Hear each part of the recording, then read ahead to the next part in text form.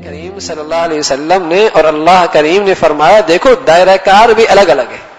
ہاں کچھ کام ایسے ہیں جو عورت پردے میں رہ کر معاشرے کی ضروریات کو پورا کر سکتی ہے، لیکن اس میں بھی دائرہ کار الگ الگ ہو. اگر مرد اس کام کو الگ کر دیں، عورت اسی کام کو الگ پردے میں کر لیں، کیا حرج ہے؟ چلو تعلیم ہی لے لیں. کیا تعلیم کے لیے مخلوط ہونا ضروری ہے؟ کیا ہم لڑکوں اور لڑکیوں کا اکٹھا ہونا ضروری ہے؟ یقیناً آج دنیا مغرب جن کے اندر سے یہ وبا پھیلی ہے وہ بھی اس کے نتائج بد سے اس بات کے کہنے پہ مجبور ہو گئے کہ مخلوط نظام تعلیم دنیا کے اندر یہ سسٹم برباد ہے. اس لیے کہ پھر لڑکا کتاب پہ دیکھے گا تو صحیح ہے، لیکن اس کا دماغ میں کوئی اور کتاب ہوگی. بظاہر مطالعہ تو کتاب کا کر رہا ہوگا، لیکن وہ اپنے دل کے اندر رکھی کتاب کا مطالعہ کر رہا ہوگا. ہاں بظاہر تو ابا کو دکھا رہا ہو کہ میں کتاب پڑھ رہا ہوں، ابا کی آنکھ بند ہوئی اور اس کا معاملہ پھر کہیں اور جا لڑے گا.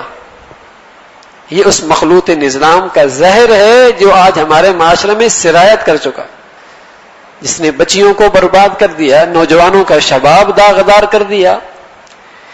اس لیے اللہ نے ایسا دین دیا ہے جس میں ہدایات موجود ہیں کہ عورت نے بھی کام کرنا ہے، ایک حد تک مرد نے بھی کرنا ہے، لیکن دائرہ کار الگ الگ ہے.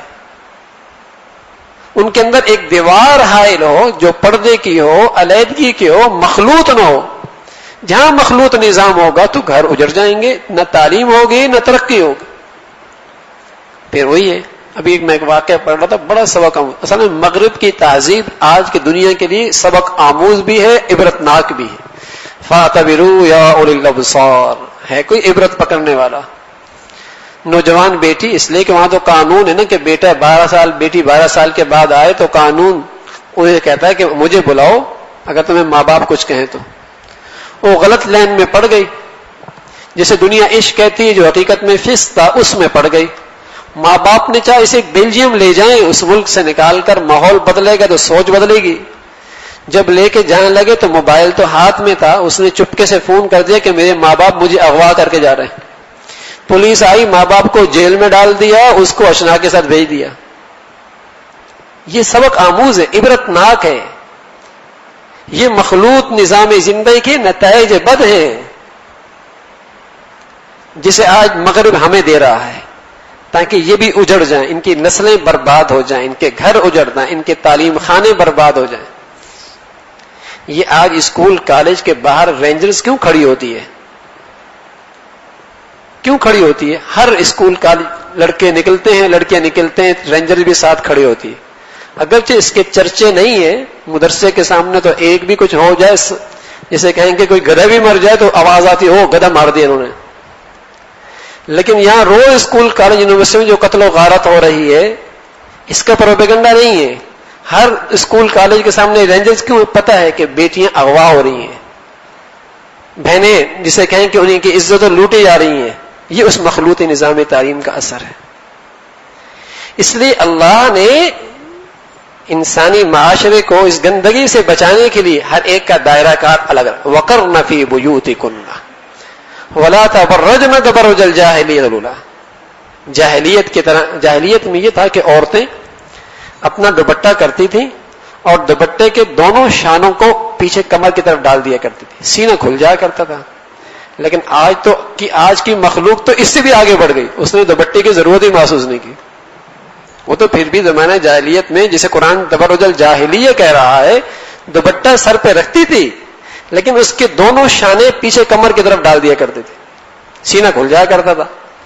لیکن میں نے اس کے آج کے مخلوق نے اس سے زیادہ ترقی کر لی ہے.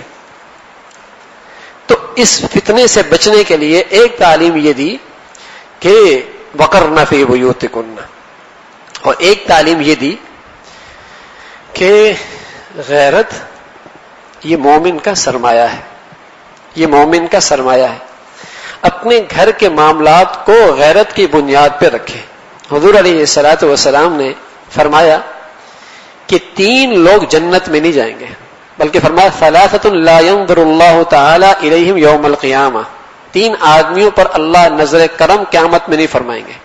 فرمایا العاق لوالدیہ، والدین کا نافرمان، والمرأة المترجلہ، بناؤ سنگھار کر کے معاشرے کو بے-حیا کرنے والی، والدیوس، دیوس وہ جسے اپنے ماں بیٹی کے اندر حیا کی فکر نہ ہو.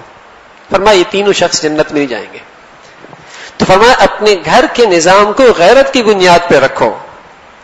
ایک موقع پہ جب حضرت سعد نے فرمایا لو رأیت رجلا مع امرأتی لضربته بالسیف، اگر میں کسی شخص کو اپنی بیوی کے ساتھ دیکھوں تو میں اس کا سر تلوار سے قلم کر دوں. یہ حضرت سعد نے فرمایا. جب یہ فرمایا تو قال صلی اللہ علیہ وسلم، حضور علیہ الصلوۃ والسلام نے فرمایا اتعجبون من غیرت سعد، ساتھیوں سے کہا کیا تم سعد کی غیرت پہ تعجب کر رہے ہو؟ واللہ لانا اغیر منہ، میں تو سعد سے زیادہ غیرت مند ہوں. اور فرمایا واللہ اغیر منی، اللہ مجھ سے بھی زیادہ غیرت مند ہے.